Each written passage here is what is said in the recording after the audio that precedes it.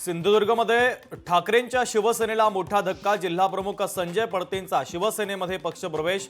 उपमुख्यमंत्री एकनाथ शिंदेंच्या उपस्थितीमध्ये हाती घेतला धनुष्यबाण। इलमताई गोरेंच्या संदर्भात अपशब्द वापरल्याप्रकरणी बीडमध्ये शिवसैनिक आक्रमक। संजय राऊत यांचा पुतळा जाळून केला निषेध व्यक्त। महिलेबद्दल अपशब्द वापरल्यासंदर्भात गुन्हा दाखल करण्याची केली मागणी। मध्य प्रदेशच्या भोपाल येथे झालेल्या ग्लोबल इन्व्हेस्टर समिटमध्ये अन्नासाठी हाणामारी, प्लेट्स ढकलवण्याचा आणि हाणामारीचा व्हिडिओ सोशल मीडियावर व्हायरल।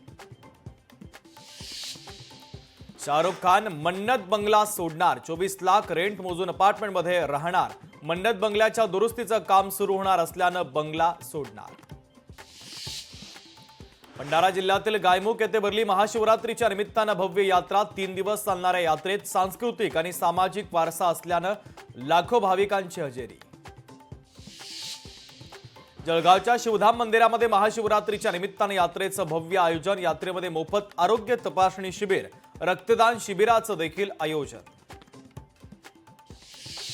बदलापूरच्या हनुमान मंदिरामध्ये ड्रेस कोड लागू। विशिष्ट प्रकारचे कपडे घालून दर्शनासाठी भाविकांना येता येणार नाही। त्याबरोबरच पाळीव प्राण्यांना देखील मंदिरामध्ये प्रवेश नाही। सीबीएसईच्या 10वी बोर्डाची परीक्षा वर्षातून 2दा होणार। 10वी बोर्ड परीक्षेच्या संदर्भात नवीन धोरण लागू करण्याचा विचार। नवं धोरण 2026-27 या शैक्षणिक वर्षापासून लागू होणार।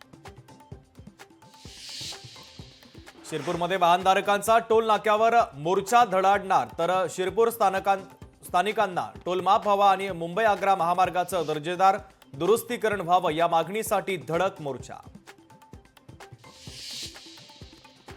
धाराशिव जिल्ह्यामध्ये बर्ड फ्लूची एंट्री, कावळ्यांना बर्ड फ्लूची लागण। प्रशासन अलर्ट मोडमध्ये, तर 10 किलोमीटर त्रिज्येचा परिसर अलर्ट झोन म्हणून करण्यात आला घोषित। कोल्हापुरातील कळंबा कारागृहामध्ये कैद्यांच्या 2 गटात हाणामारी, तुरुंग अधिकारी महिलेसह 2 जखमी, तर 3 कैद्यांवर जुना राजवाडा पोलीस ठाण्यामध्ये गुन्हा दाखल।